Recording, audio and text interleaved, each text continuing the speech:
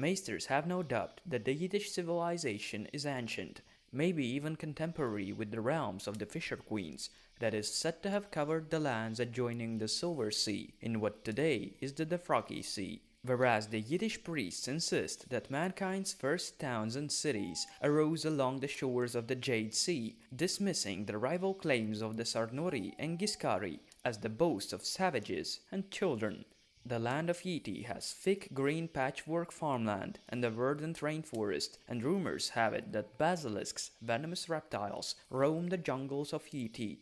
Known cities of Yiti include Yin, the first capital of the Golden Empire, Jinki, the fourth capital, and Tikwi, the many-towered city in the western hills further to the north near the Great Sand Sea, that at some point became the third capital of the empire.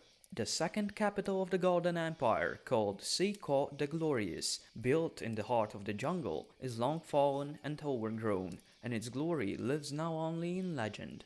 The city of Asapad is located at the western boundary of Yiti, near the Bone Mountains and the Jade Gates, a narrow strait which connects the Summer Sea and the Jade Sea.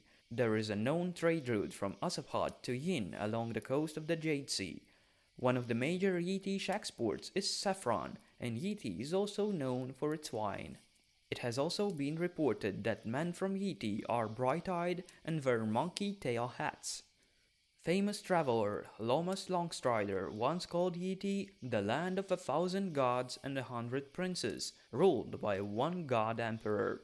And it truly was like that back in the days, but much has changed since then, as there are 3 claimants for the god emperor's throne now, and yet none of them wields true power. And though many keep the worship of the 17th Azure emperor in Yin, named Bugai, his power extends no farther than the walls of his own city, which is gigantic though, taking in notion that only his palace alone is larger than all King's Landing. And well beyond the Golden Empire proper, in the city Carcosa, an exile sorcerer lord awaits, gathering his power as he claims to be the 69th Yellow Emperor from a dynasty fallen long ago. And then there is a General Paul Ko, Hammer of the Jogos Rai, who has given himself imperial honors, naming himself the first of the Orange Emperors, and named Trader Town as his capital. The true power lies on the 100 princes though, as well as the brigands, priest kings, sorcerers, warlords, generals, and tax collectors throughout the realm. According to tradition, only the God Emperor may don the gowns of cloth of gold, green pearls, and jade that tradition allows the Emperor to wear.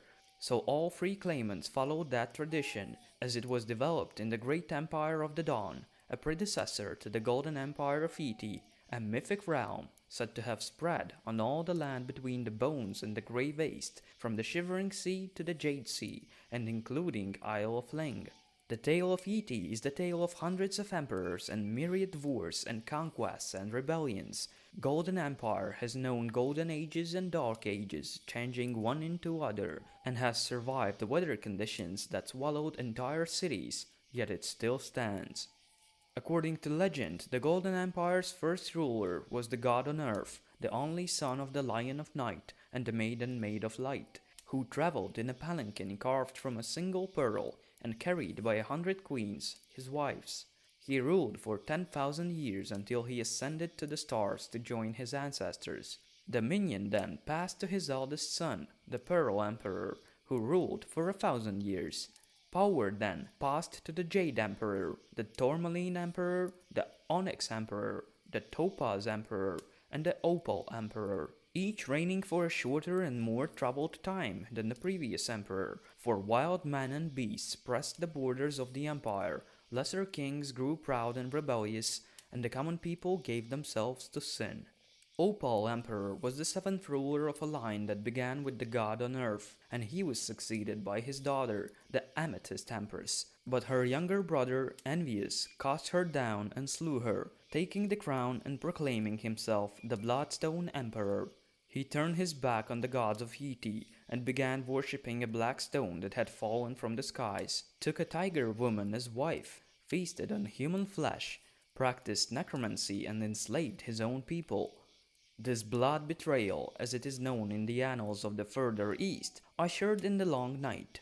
The maiden maid of light turned her back upon the world, and the Lion of Night came forth in all his fury to punish the wickedness of man.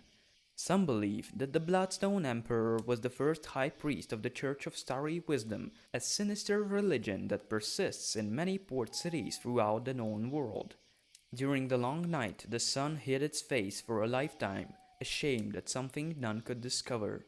The darkness ended when a great warrior rose to lead the virtuous into battle with the sword Lightbringer in his hand.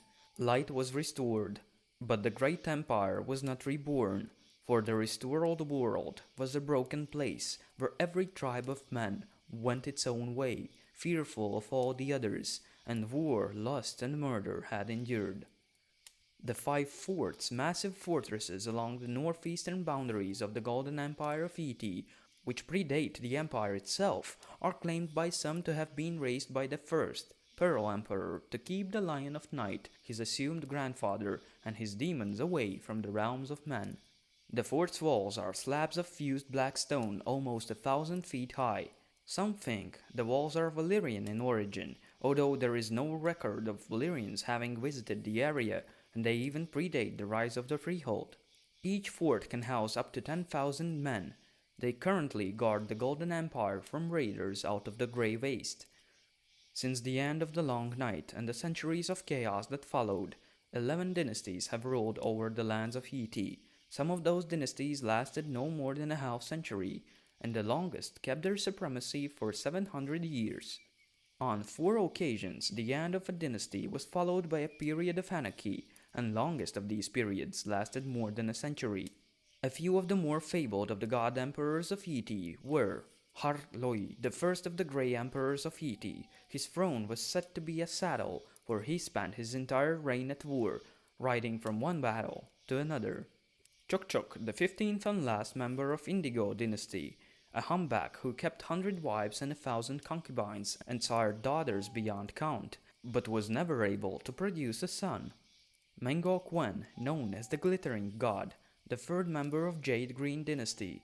He earned his moniker because he ruled from a palace where the floors, walls, and columns were covered in gold leaf, and all furnishings were made of gold, even the chamber pots. Lo Tho, called Lo Longspoon, and Lo the Terrible, the 22nd ruler of Scarlet Dynasty. He was a reputed sorcerer and cannibal, said to have supped upon the living brains of his enemies with a long, pearl-handled spoon, after the tops of their skulls had been removed, earning his monikers. Lo Dok, called Lo Lekwit, the 34th ruler of Scarlet Dynasty. He was a simpleton, cursed with an affliction that caused him to jerk and stagger when he walked, and drool when he tried to speak. Nonetheless, he ruled wisely for more than 30 years. There are those, however, that suggest the true ruler was his formidable wife, Empress Bathi Malo. The 9 eunuchs, also known as the Eunuch Emperors, were members of the dynasty of the Pearl White Emperors. They gave the Golden Empire of ET 130 years of peace and prosperity. One of their contributions to the empire was a great web of stone roads without equal in all the world, save for the dragon roads of the Valyrians. As young men and princes, they lived like other men, taking wives and concubines and siring heirs, but upon their ascent to the throne, each surrendered his manhood root and stem, so he might devote himself entirely to the empire. Jarhar was a god emperor of the Golden Empire of ET and the 6th member of his dynasty. Under his rule, the Golden Empire began to seize heights of its power with the conquest of Leng. He had at least 2 sons, Jarjok, who took Great Morag, and Jarhan, who exacted tribute from Ashai, Karf, Oldgis, and other distant lands, and also traded with Valyria. Chaiduk was the 4th member of Yellow Dynasty. He took to wife a noblewoman of Valyria and kept a dragon at his court. Yeti is a vast empire, and if Lomas Longstrider can be believed, none of the cities of the west can compare to those of Yeti. Lomas wrote that even their ruins put western cities to shame, and ruins are everywhere in Yeti, and that beneath every Yeti city, 3 older cities lie buried. In ancient days, the god emperors of Yeti were as powerful as any ruler on earth, with wealth that exceeded even that of Valyria at its height, and armies of almost unimaginable size. If Yeti becomes united once more, Who knows where their armies might be sent? Leng is an island of forests and jungles, with the cities of Leng Yi along the northern coast, Leng Ma along the central western coast, and Turani along the southern shore. Island is ruled by god empresses who have grown rich from the island's spices and gemstones. The people of northern Leng are descended from Yiti, while the people of southern Leng, the Lengyi, are a culture native to the island. They are the tallest known race of mankind, and some have been known to reach 7 or even 8 feet in height. The Lengyi are a slender people known for their beauty and having skin the color of oiled teak. They have large eyes golden in color, which may grant them superior vision over other races.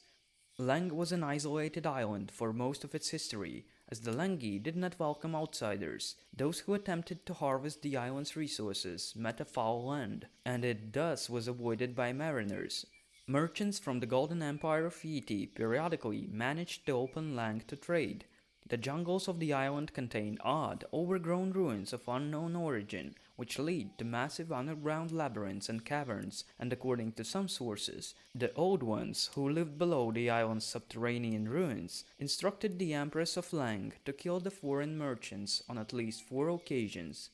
Leng was eventually conquered by Jarhar, the 6th Sea Green Emperor of Yiti. He sent warriors into the ruins, but they either returned mad or vanished altogether, so the emperor ordered the ruins' entrances to be sealed under penalty of death, after which there were no longer massacres.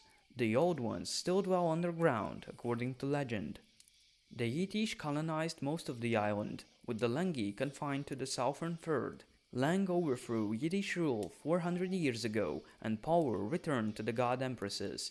Kiara the Great, the first god empress of the current ruling dynasty, Pure Lengyi, established a tradition whereby the empress takes 2 husbands, one each of Lengyi and Yiddish descent, with one commanding the island's armies and the other its fleet.